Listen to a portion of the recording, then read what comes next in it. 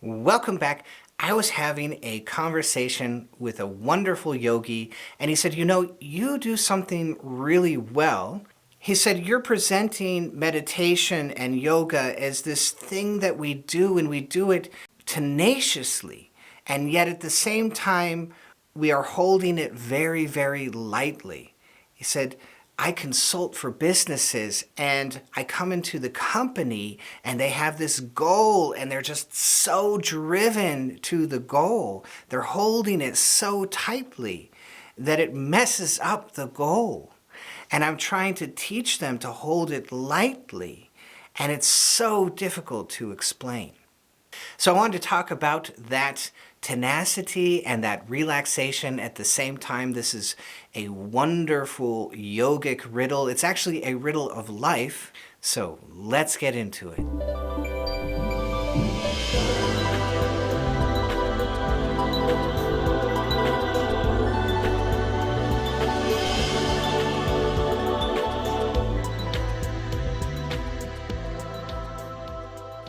I remember getting ready to come into the ashram, and I was a bit overwhelmed. And I wasn't sure if I could do it, if I could be a monastic. I wasn't sure if I could do meditation. I wasn't sure if I was going to be successful in meditation. I wasn't sure I was going to be able to understand meditation, or if the people I was asking actually understood all of meditation, which they didn't, it turns out, hilariously. And so there were a lot of doubts and a lot of self-doubt that I was dealing with at that time. And I remember I found this quote from Yogananda. He said something along the lines of, when you come to the spiritual life, be a bulldog. When the bulldog clamps its jaw on something, the jaw locks, and it doesn't matter. Anything can happen at that point. The bulldog will not let go. And I remember reading that and thinking, oh my God, this is beautiful. Because if there's one thing that I can do with all of my Norwegian heritage, is I can be stubborn. And so, here's my answer to all of my inner doubts, that I can absolutely be stubborn. So come hell or high water, I will meditate. I will meditate just a little bit every single day. I can be stubborn. I can keep showing up. And of course, there's that wonderful quote from Woody Allen, 80% of success is just showing up. That seems about right. When you are willing to keep on, even when you have everything wrong, even when you don't understand anything, even when you don't have a shred of hope, but you're just going to keep on anyway, that kind of tenacity will win. It will win over time. That's beautiful. And over time, we have a chance to learn everything that we are missing. We can learn the correct pieces. We can learn the correct attitude. We can learn the correct way. We can learn all of that. All of that is learnable.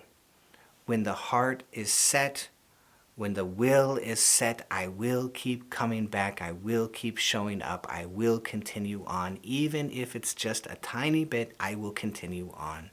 There is the very famous quote from Lahiri Mashaya, Banat Banat Banjai.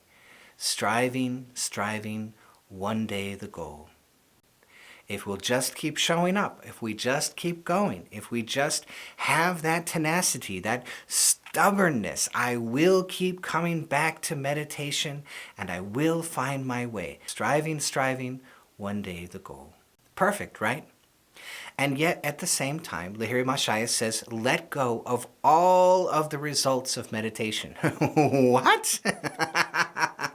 The very person that told us striving, striving, one day the goal, that very same person says, let go of all of the results. And that's kind of a riddle, isn't it? It is a very good riddle. It's a riddle for yoga. It's a riddle for life. How can we have a long-term goal and yet relax right now?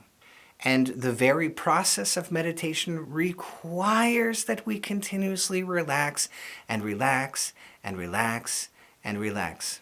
I just had a student tell me, I'm going through all of the chakras. I om in the chakra, then I relax. Then I om in the next chakra, then I relax. And then I Om in the chakra and I relax. And it's just like I relax, relax all the way down.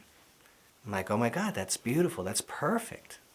On this channel, I keep talking about do. We do a technique and then we let go. And then we do a technique and then we see what it did to us. We do a technique and then we enjoy the results over and over and over again. And this is a wonderful way to get past that riddle of how do I do a technique and let go of all of the results. If you are building an ivory tower in your left brain of what you believe things are in meditation, what you have to accomplish in meditation, if you're building that ivory tower and you're living in somebody else's experience, well, they said it looks like this, and they said it looks like this, and you want to be specifically in their exact experience, then you will miss everything that you are actually feeling and experiencing. So that's what we want. We want to do the action, do the yoga, do the thing which is going to get us into the parasympathetic system, and then let go into the parasympathetic system. Begin to enjoy it. We want to Om into the chakras, and then we want to feel ourselves and see if we can notice we are floating up towards the brain.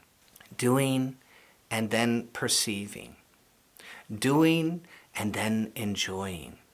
So we have this doggedness, we have this persistence, we have this tenacity, we have this I will not give up. We have this wonderful never give up, never surrender. We have that wonderful attitude, and yet we let go. Do, then be. And that will solve that riddle. Because if you're not enjoying the being, then you're not really orienting yourself towards the true meditation. You know, it's very much like being on a date. So you want to be with somebody, you want to be in a relationship, you want to grow that relationship into true intimacy. You have this long-term goal for yourself and this person that you are interested in. And yet if you sit at the table and you're like, yeah, sparkly conversation, but let's go home. Yeah, nice movie, yeah, this is great, everything's great, let's go to bed. What a wonderful way to destroy the relationship right from the beginning. I mean, that's going to end the date almost immediately, right? And yet, when you hold that goal of, I do want this intimacy, I do want this love, I do want this care, and I want it back and forth. And yet, most of all, I just want to be here. I just want to be with this person. I'm just going to take this moment to be with this person, hold their hand, hold their attention, give them my listening, give them my care, give them my love. When you orient that to the higher self, well, everything starts to fit into place. All of the yoga starts to fit into place when you think of it as a relationship between you and the higher self. That's what you're building, this glorious, unending conversation, this glorious relationship between you and the divine inside of yourself. When you think of all of it as dating, it just all fits into place perfectly. On the date, you're going to go to the restaurant, you're going to sit down, you're going to eat together. So there's all this doing, and then you just sit there and you be, and you just listen, and you just love, and you just appreciate. And if you can do that on your meditative dates, I guarantee you're going to fall into success. And don't look for the big success, look for the small success. Little moments of love, little moments of clarity, little moments of peace. And that lets you know, oh, this date is going well. I got a little peace. This date is going great. Oh, I got a little wink. I got a little love from the higher self. I got a little joy, just a little sparkling of joyous conversation between me and the higher self. Just a little sprinkling of a download. This date is going fantastic. And then you're in it. Then you're in it correctly. And those two sides come together, the doing and the being. And then it becomes glorious. So I hope that you loved this. If you did, be sure to hit that bell down below so I can see all of you next time.